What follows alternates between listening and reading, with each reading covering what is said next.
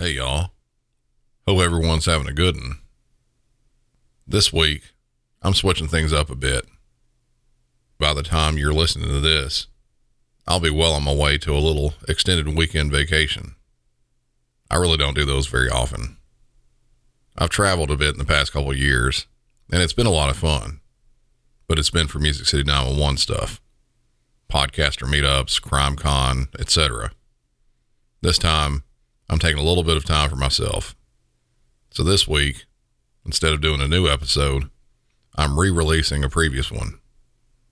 It's an old one, and listening to it again did a couple things for me.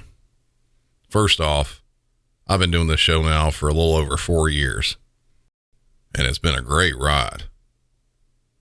From the very start of the show, though, I had no idea about how to do a podcast. Recording, I had a slight amount of knowledge. Writing and research, still not too much on that either. Listening to this, I can tell the show has come a long way. You'll almost immediately hear it simply in the recording of it. The overall format of the show has changed around a bit too.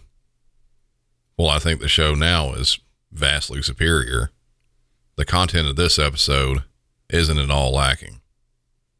I'm hoping, as I continue to do new episodes, I'll be able to keep improving the show as I go along as well.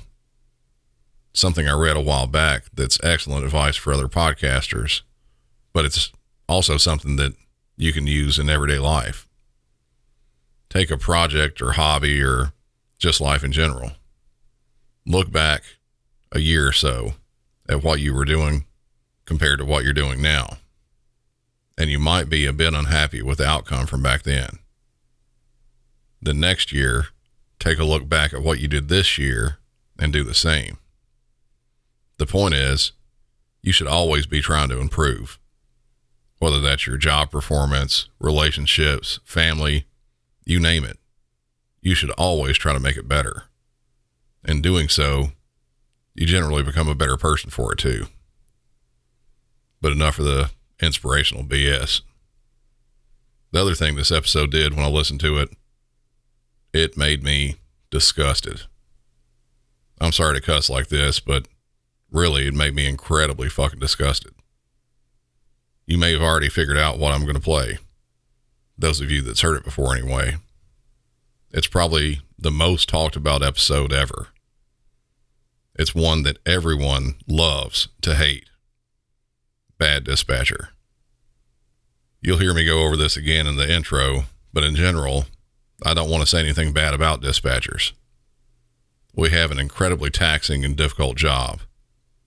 Having someone sitting in a chair hundreds of miles away critiquing you doesn't make it any easier. But with this one, I really don't care. It was wrong from early on. For the new people listening that may not have heard this before, I won't give too much of this away. Just going to say, get ready to be really pissed off. Damn, I hate to start off an episode like this, but I think this one merited a bit of extra talking about. Listener discretion on this one is highly advised.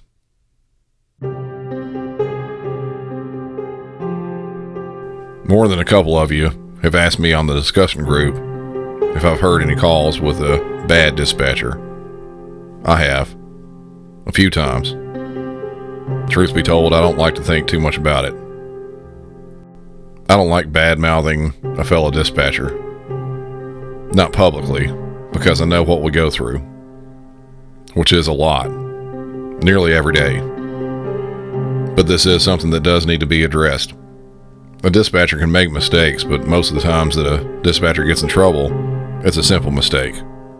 We're human just like anyone else. You do something enough, and you're bound to make a mistake of some sort. Take me, for instance.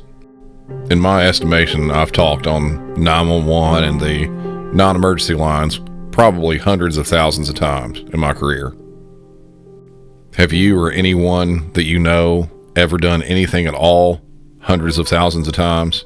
And if you have, did you always do it right every single time? Highly, highly doubtful. Those mistakes happen. This episode is not one of those where a small, simple mistake happens. This episode tonight will go over a call many of you have either heard bits of it or have some sort of knowledge of. Like on most previous episodes, I'm just going to go ahead and play the call without any intro as to what's going on. This one's a longer call, so I'll probably actually stop this one and discuss bits of it as we're going. Break it up some. So, here we go.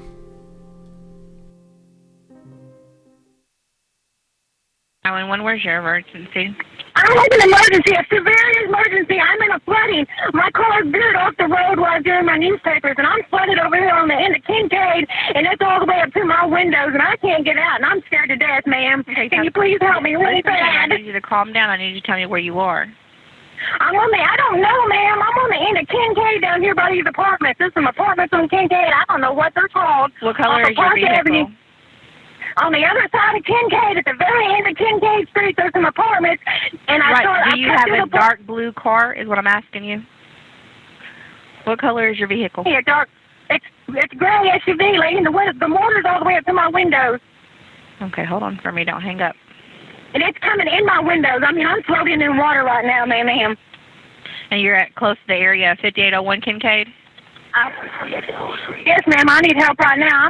I'm soaking wet. I'm sick, and I don't know what to do, ma'am. Okay, what's your name? Debbie Stevens, please help me. I don't want to die. You're not going to die. Hold on for me. Well, I'm scared. I'm sorry. I didn't know the water. I couldn't see the water, and when I came up on it, man, it just all of a sudden hit me. And you're in a gray van? I'm in a gray SUV, a Mazda CX-9. And you are a paper person? Yes, I'm a paper person. Please send somebody fast to get me. I'm scared. Okay, listen to I me. can't Calm swim. down I for can't me. swim. I'm going to drown. You're not going to drown. Just calm down. Well, ma'am, it's all the way up to my chest. Okay, please listen to me. hurry. I understand. Hold on for me. Just I'm hang up, scared. okay? I'm sorry. I understand. It's fine to be scared. You have a right to be scared. Hold on I'm for me. scared.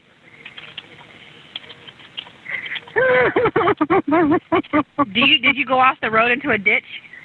No, ma'am. I was in the parking lot of the apartments cutting through to go to my paper route because I couldn't go down 66th Street because it was flooded. And when I got to the end, I couldn't see the water in that driveway, and there was water everywhere. And it just took me away and started pulling me, just sucking me in. And then my car died.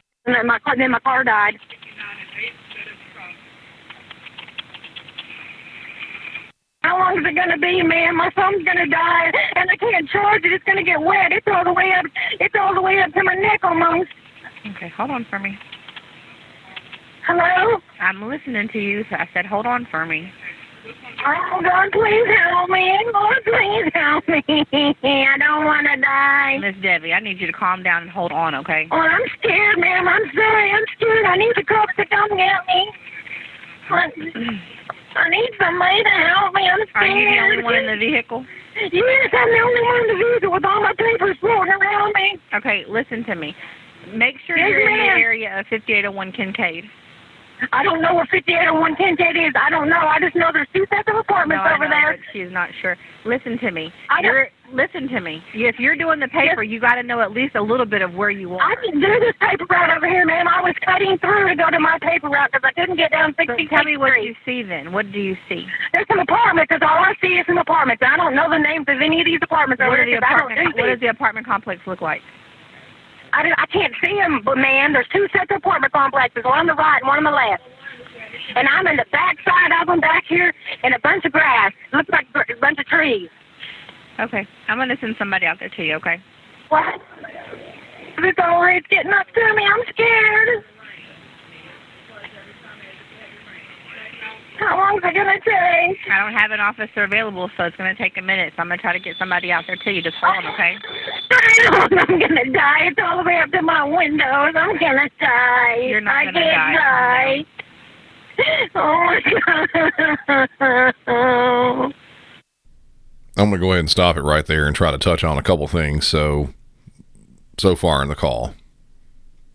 This dispatcher and the bit of the call we just listened to, she did what she could to try to calm the caller down multiple times. The caller was obviously hysterical, and for good reason. She's in floodwater in her vehicle, and she can't swim. That and some people simply are easy to get to that hysteric level. She seemed genuinely scared, and if I would have had her on the phone, I would have felt terrible for her in the situation she was in. The big thing out of this portion of the call that I didn't like was that the dispatcher did something we're not supposed to do, trying to predict the outcome. She said, "You're not going to drown." It's just like if you're on the call with somebody that's having a heart attack. You wouldn't say you're not going to die. You don't know that. If you're a dispatcher and you think this is an okay tactic to use, drop that immediately. Don't tell your caller that everything will be okay, or anything like that, really. You don't know that it will be. Sometimes, just because of the nature of the business we're in, it's not going to be okay. It's horrible and unfortunate, but there's little that we can do about it sometimes. Our hands are tied. That's another unfortunate side of our job. As I've said before in previous episodes, sometimes you're going to be the last person that someone talks to before they die. You have to be prepared to be that person. I hate that I've been that person before.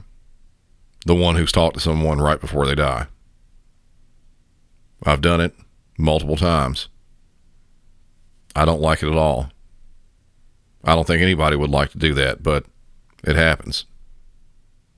Let's get back to the call. I need to go and tell my mommy bye because I don't want to die. Cancel the call vehicle. Ma'am, it's all the way up to me, ma'am.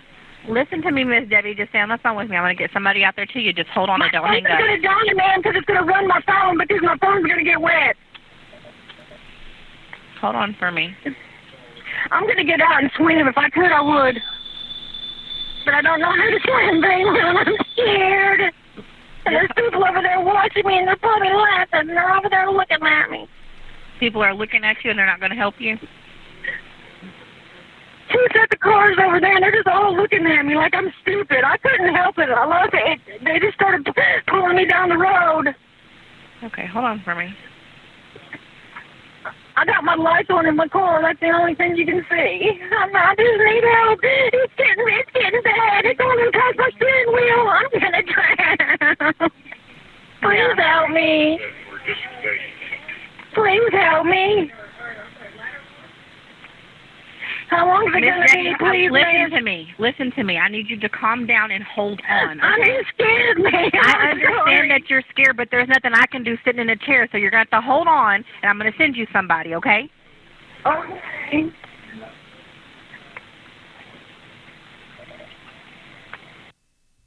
Hello? Hold on. I'm still here. Hold on. You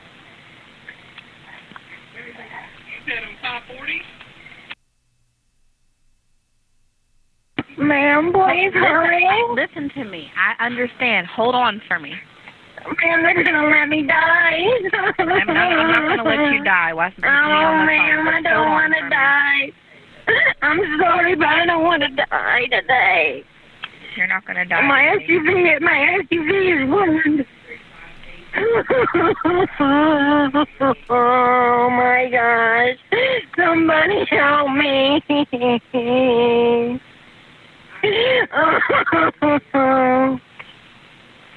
My brand new SUV is ruined. Hold on for me, ma'am. I'm holding on, ma'am. That's all I can do. I'm scared. Because it's getting higher and higher, and my phone's going to die, and y'all ain't going to find me. I'm going to get sucked away. Okay, just hold on for me.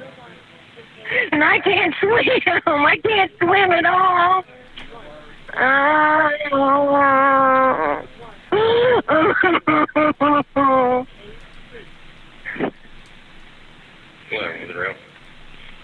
For it's going to be in the area of 5801 Kincaid Avenue. I'm on the phone with the female. She's stuck in a van. She's on a paper route. I'm in an SUV. And she's got water up to her chest. What color? Sounds like it. Oh, please help me. Ladder 1, be advised, it'll be a gray SUV.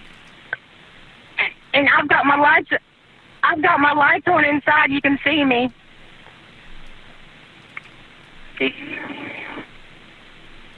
Ma'am? I hear you. Did you tell them I got my lights on inside where they can see me? Yeah. Can you tell me how long it's going to be, ma'am? It's getting higher, ma'am. Ma'am, I understand that you're scared and I know the water level is getting high, but I don't know what else to tell you. Oh, my God, I'm going to die. You're not going to die. You're going to die. I'm scared. I know you're scared. Just stay on the phone with me, okay? I'm scared. Somebody save me. Am I not on the phone with you trying to get you some help? Yes, but I Okay, need so stop. somebody to get me out before I die. I'm sorry. You're not going to die. I don't know why you're freaking out. It's okay. I know the water level is I'm high. scared. I understand that, but you freaking out doing nothing but losing your oxygen up in there, so just calm down. But are they not going to come get me? You said what? I'm sorry? When are they going to be here? As soon as they get there. Or how long is that going to be before I die? Yeah, I know. Man, my phone's going to die, and they're not going to find me, and it's going to ruin my brand new phone. Do you really care about your brand new phone? I mean, you're over there crying for your life. Who cares about your phone? I need to get out. I need to throw up. I need to throw up right now. Well, then you're in water. You can throw up. It's not going to matter. If you got throw up on yourself, they'll still help you. No, my car is fixing to catch on fire. How if it's underwater? It's turned on. I can't turn it off. Your car's not going to catch fire in water. Oh. It's making an awful funny noise and smoking. Oh, my God, ma'am. It's all the way up past my door. It's obvious from this portion of the call that the dispatcher was having to do multiple things while she was on the phone with the caller. She wasn't just talking on the phone with her. You can hear in the background talking with someone on the radio. It sounded like she was initially maybe talking with a police officer, but then I heard something about a ladder truck, so she could have been dispatching both police and fire. Not sure. Don't know exactly. But past that, and I'm trying to be nice about this because I know she's in a rough situation, the dispatcher, as well as the other person, but in this, it's very difficult, the situation with the dispatcher. What I can't be nice about is some of the stuff that the dispatcher was saying right there. When she said there's no reason to freak out. There is a reason to freak out. She is in flood water and can't swim. That is more than enough reason to freak out. If you put anybody that can't swim in the middle of flood water, they're going to freak out. That's going to happen. There are better ways to say something like that, but you would never say there's no reason to freak out. Then she said something about, well, the caller said anyway, about her maybe ruining her brand new phone. And don't get me wrong, if in this situation, that would not be my focus either. But this caller is hysterical. She's probably going through all these things in her mind. Her mind's racing 1,000 miles a minute. It's just really going. Anything that she's grasping onto right now, she's probably talking about it, including her phone. Plus the fact that the dispatcher is saying, you're not going to drown. Everything's going to be fine. Stuff like that. If everything's going to be fine and this woman's not going to drown, then at that point you have other things to worry about if that's valid in the case. So she at least had some sort of a right to think, okay, my phone is going to be ruined. But when she started trying to rationalize about her vomiting, that was just, it was sickening to me to even hear that part. And as I said before, I hate bad-mouthing a dispatcher. That's just unacceptable. You've got somebody that may drown. You're on the phone with them. They say they're going to vomit. And your reaction is pretty much go ahead and do it because you're in water.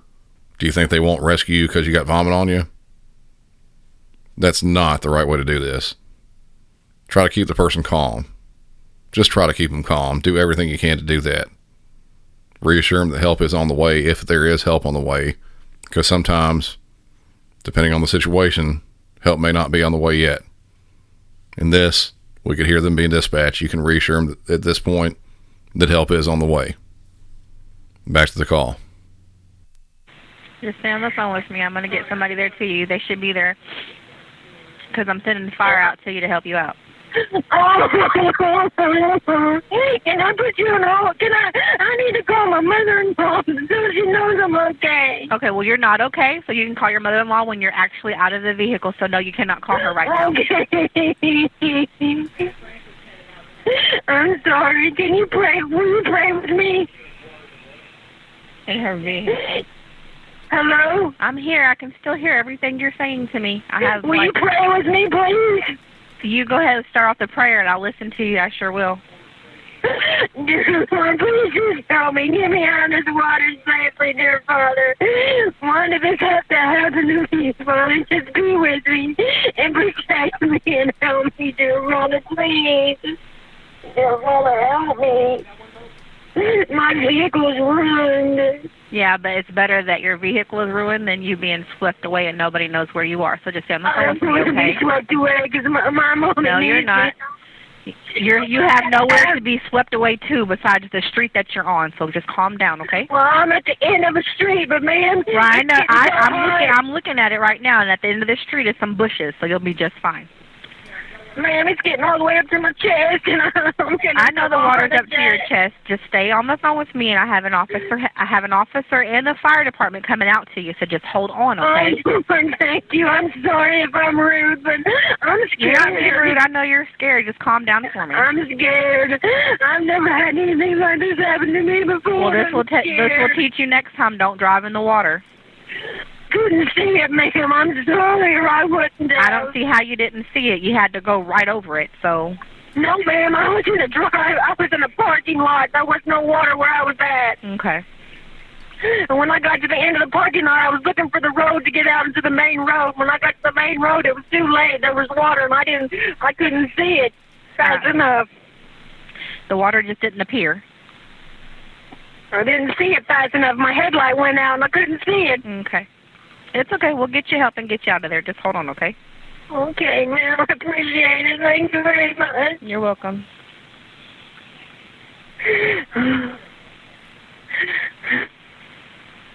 And you're not the only one that's been stuck in the water. We've had some 80-year-olds that's been stuck too. So just calm down. It's scary. It's scary. I do tell people quite often they can call their relatives or whoever later on. I can be on the phone with someone in an actual life-threatening emergency and they want to call their sister or their mother or whoever. The dispatcher in this part of the call, she was right. You can call later. The most important thing is keeping up communication with the caller to update responders that are actually on the way out there. Some people may think that might be harsh or something along that lines, but our primary concern is the safety of the caller. That's my one positive from this segment of the call. The negative is a whole lot more. She says at one point that she's hearing everything the caller is saying, and it's pretty obvious that she's just not. She isn't replying correctly to the things that are being said. If you're on a call, especially if you're having to multitask like this dispatcher is doing, you may not catch every single word. But don't act like you are when it's obvious that you're not. The dispatcher also said, it'll teach you next time, don't drive in the water. I don't know how you didn't see it. You had to drive right over it. She sounds like she's just straight scalding this caller. We dispatchers can get frustrated with certain callers. Come on. This is someone in a potentially life-threatening situation.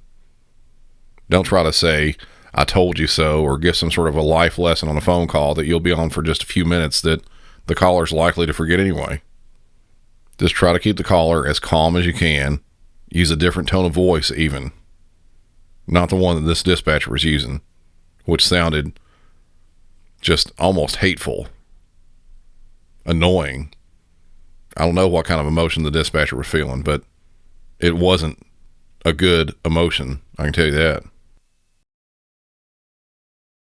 Because I can't swim. I think even though you can't swim, I think you can still stand up in this. How tall are you? taller. It's higher than me. I don't think so. I don't know. I'm only 5 foot tall. Okay, well, you're not 3 foot, so you'll be just fine. Okay. Well, the cops take me to my house. I don't live very far. Of course. Ma'am. 10-4. They're pulling somebody else out the water, and as soon as they do, they'll come to you, so just stay right there, okay? I'm not going nowhere, ma'am. I can't go nowhere. I'm just praying. Will they take me home to my house, ma'am? 10-4. Ma'am.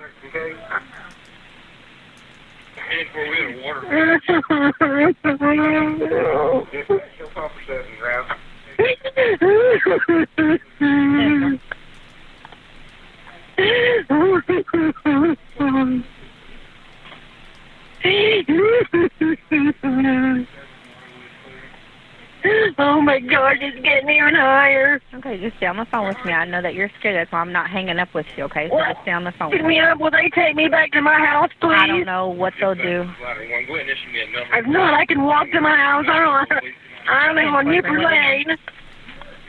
I got animals in my house. I got to get home, too, and I got to go get some more papers so somebody can take me to throw them. They're not going to take you and do all that. They'll take you and drop you off. They have to other take me people to home. rescue as well, so you'll No, just have that's not to... what I said. They need to take me home, and my mother-in-law is going to come get me to throw the rest of my papers. I don't know if they'll take you home. They're just going to take you to a dry spot. I don't know what they're going to do. When they get there, you have to ask them, because I have no Mother-in-law to idea. come get me. I'll call my mother-in-law to come get me. So you're going to have her drive out in this? No, she's out doing papers right now, and she's a Okay. district manager for the Southwest Times Record. She's already out throwing around. I called her before I called you, and she was out throwing around. She's out in there, yes. Okay. You know how much longer it's going to be, ma'am? As soon as they get there, I cannot give you a time. Oh, my God. What time is it now, ma'am? Oh, those people are standing up in their balcony watching me sitting in this water. That's pretty rude. A lot of people have called in on you, so I don't think that nobody's just sitting there. They actually called in, but they're not going to get themselves in danger because you put yourself in danger. I understand that, ma'am. I understand that. I'm just scared. I know you're scared. And the water's creeping up, and in a minute I won't be able to talk to you when my phone goes crazy. They'll be there before that happens, so calm down. Oh, I'm sorry, ma'am. What's your name? Donna. Donna, thank you for being here for me, Miss Donna. You're welcome. I'm just scared, and I don't know what to do. I can tell you when it rains again, I ain't never doing this. That sounds like a good idea. Because, you know, Fort And Smith's I've done water papers is for just like 21. it just And I've stays done on the papers street. I've done papers for 21 years, and I've never had it like this. Yeah, I think that's understandable, though. Hold on for me, okay? Fort Smith, please. This is Donna. How can I help you?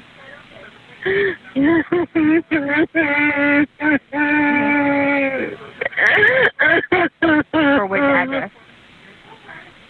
Okay,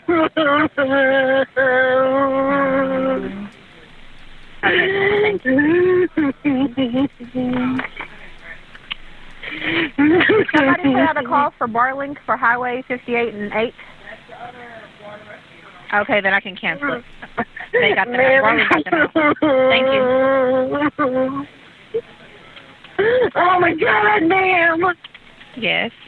It's done. My phone's gonna die. No, it's not. Just hold on for me. Ma'am, I can't. It's getting all the way up to my neck. You can hold on. Just hold on. Oh, don't hurry. I gotta pee so bad. Yeah, I'm on the phone with the female now. She's freaking out, and she says the water's for her place. She's doing her paper out in the area. 5801 Kincaid on the back side is all I got. Do you see the officer, ma'am? No, I don't see nobody, ma'am. 10-4. It's going to be a gray My windows SUV. are fogged up.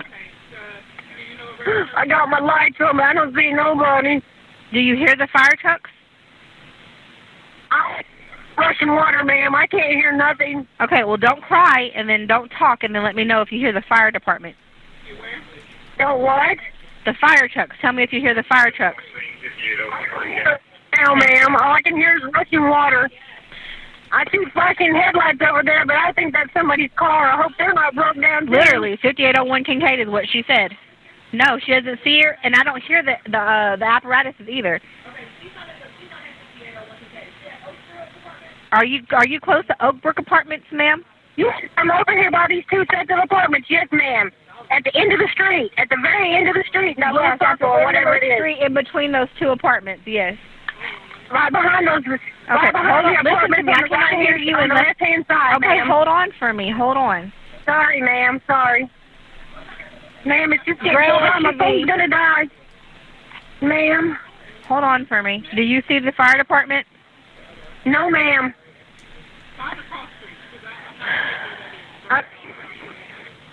Number 7. Go ahead. Do you see her vehicle? My lights are on inside if you can see my lights. Next. My interior lights are on. On the park side, or? Are you on the park side? Are you in the parking lot side? Are you on the road? Ma'am, you go down you go down that street that runs in between those two apartments right there, and I'm on the, and the street goes to the end, and my car veered off to the left, and I'm behind these last set of apartments on the left-hand side. I'm behind them. I guess it's a circle down there. I don't know. I've never driven down on this part. I don't know, ma'am. She said she's in between both apartment complexes on the street at the dead end. In the very back side, there's a bunch of trees. Right there. She showed 5801 at the end. The back side of these apartments over here, where these people are at, they can all see me. They're all standing out there watching me. Miss Debbie, you're gonna have to shut up, okay? I need you to listen. Sorry. Listen to me. Yes, ma'am. Would you start ladder 2 this direction, please? 10-4. Can you start your? Is your car still on there? Like, can you honk your horn?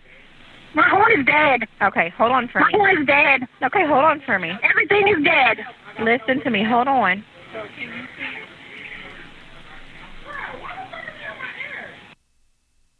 Who, fire? Are they really? It's even higher. It's all the way past my doors. Hold on for me. Don't hang up. Ma'am, please. Hold on for me. Hold on. Ladder 2. Oh, my God.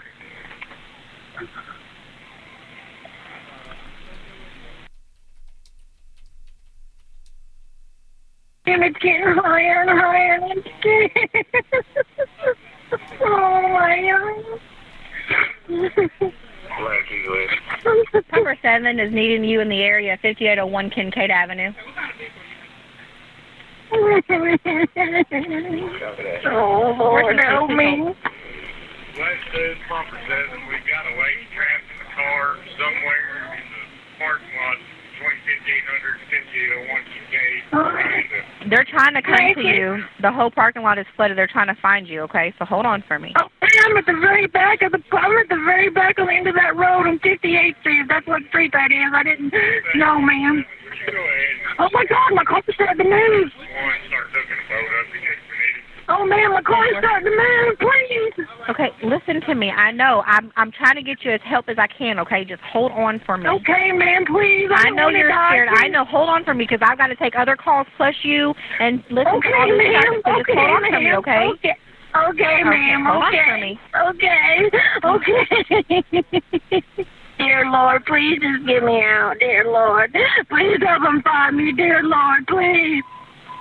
Dear Lord, please. Station 1.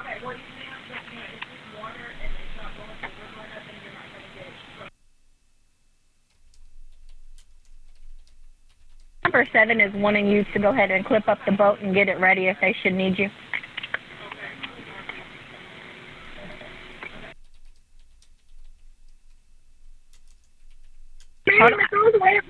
Okay, I know. Listen to me. They are in the area. They are trying to find you. They cannot find you right now. I'm trying to ping where you are, so do not hang up because this 911 call is helping me ping your location. So don't hang up on me. My car's starting to move. Okay, where are you moving to? Tell me where it's going.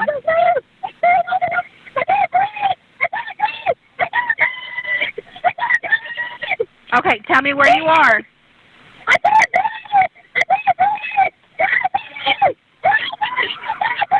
Listen to me, hold on. I'm on the phone with her right now. She is legit freaking out. She said the vehicle is now moving in the water and she doesn't know which way it's going, so stand by. That's where this call ends. The caller's vehicle is being swept away by the floodwater. We'll come back around to that in a minute. While the caller is talking about what she'll do if she essentially ends up in the water, she said she's 5 feet tall and thinks she won't be able to swim. The dispatcher said, "You're not 3 feet tall, so you should be fine." People get swept away in just a few inches of floodwater. It happens quite often. Again, you don't say stuff like this. At one point, the caller said something about the people up on the balcony looking down at her and being rude. The dispatcher said that the people on the balcony looking at the caller have called in themselves, but then said they're not going to put themselves in danger because you put yourself in danger. You should all know that people who deliver newspapers do so very early in the morning. It's almost always before the sun comes up.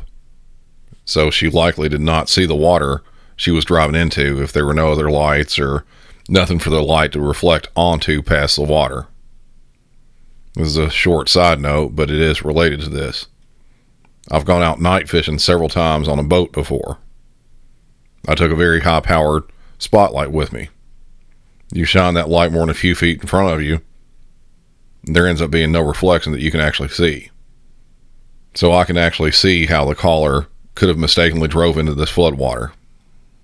Even though the dispatcher thinks she did this seemingly on purpose, it doesn't seem, to me at least, that this was obviously the case. I don't think it might have been. Then she said, "You're going to have to shut up." She actually said, "You're going to have to shut up." My God, you don't ever say that to anyone you're on the phone with. I know she's trying to do more than one thing, but you don't take out your own frustration on the caller. Then you could hear her at one point mildly laughing with other dispatchers in the background just before she greatly raises her voice with the caller.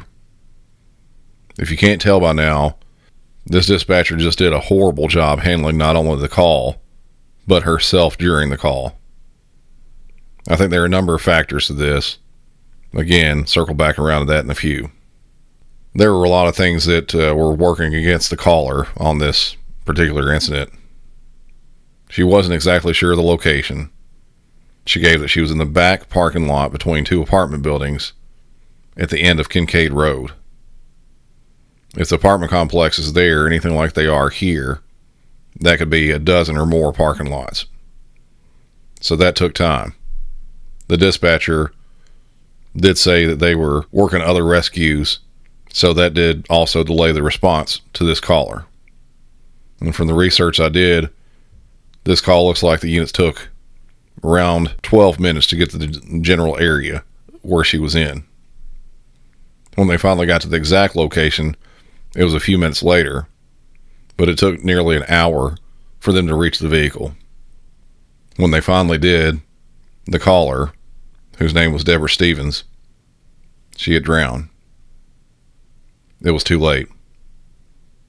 When she was swept away, her vehicle was pulled into deeper water. Again, as I said before, don't say you're not going to die, that you're not going to drown, that everything will be all right. This is a perfect example that it wasn't all right. There wasn't a happy ending. The dispatcher in this case, she'd actually put in a resignation notice 2 weeks before this happened. Then this was actually her very last shift to be working as a dispatcher. Just because it's your last day as a dispatcher doesn't make it okay to say things like this dispatcher said, or act like she did. No criminal charges were placed against the dispatcher. In the realm of the law, she did nothing wrong in the call. She didn't contribute to the caller's drowning. No negligence had taken place.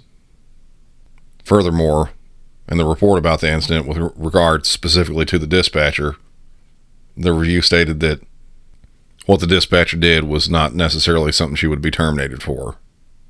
The quote from the report was that it is often necessary to take a stern or commanding tone, or even to raise one's voice. That is true on all accounts. But there are better ways to do this with callers. I can't think of any excuse for this dispatcher to act like this. Yes, gain control of the call. Try varying calming techniques. Raise your voice if necessary to kind of rein the caller in and the attention of the caller. But don't just be over the top rude like this woman was, this dispatcher. You never know when someone's time has come. This was unfortunately the time for this caller. I can't stand the last words spoken to her while she was on this planet were so hateful to her. That's really all I got for this episode. Let's all chat more about it over on the discussion group on Facebook. I'll leave a link in the show notes for that as well as other social media. For Music City 911, I'm Brandon. Y'all stay safe out there and try to have a good one.